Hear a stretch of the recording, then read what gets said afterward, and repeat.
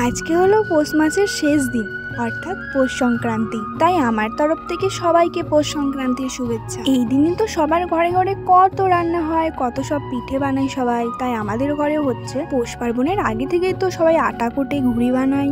হ্যাঁ, এখন হয়তো ঘুড়ি অতটা কেউ বানায় না, তবে মা বলে নাকি আগে পুরো গ্রাম মিলে ঘুড়ি ওড়াতো। আর তাছাড়া আমারও একটু একটু মনে আছে, ছোটবেলায় আমি, ভাই, তারপর পাড়ার সবাই মিলে কত সুন্দর মাঠে ঘুড়ি ওড়াতে যেতাম। আর এখন সেসব কোথায় যেন হারিয়ে গেছে, কাউকে আর ঘুড়ি ওড়াতেই দেখি না। এখন তো সবাই ছোট থেকেই মোবাইলে আসক্ত, কেউ সেরকম বাইরে খেলেই না। আমাদের ছোটবেলাটাই ভালো ছিল জানো তো। যাই হোক, আজকে পৌষ পার্বণের রীতিমতো আমাদের ঘরেও পিঠে বানানো হচ্ছে, তাই মাকে একটু সাহায্য করে দিচ্ছি। আসলে একা একা করলে তো অনেক টাইম লেগে যাবে, মা অত একা পারবেই না। তাই ভাবলাম যে একটু সাহায্য করে দিই, আর তার সঙ্গে আমার শেখাও হয়ে যাবে। আসলে আমাদের মতো মিডিল ক্লাস ফ্যামিলির মেয়েদের সব করতে হয়, সব শিখেও রাখতে হয়, না হলে জানোই তো সবার মুখে কথা শুনতে হবে যে মধ্যবিত্ত বাড়ির মেয়ে হয়ে এটা পারে না, ওটা পারে না। ওই সব কথা শুনতে না ভালো লাগে না জানো তো। তাই আমার মা বলে যে সব শিখে রাখবি, যাতে কেউ কিচ্ছু না বলতে পারে। কিন্তু এই যে আমি কিচ্ছু ঠিক মতো করতে পারি না, একবারে অকর্মের ঢেকি যাকে বলে সেটা। তাও আজকে মা একটু বলে বলে দিচ্ছিল,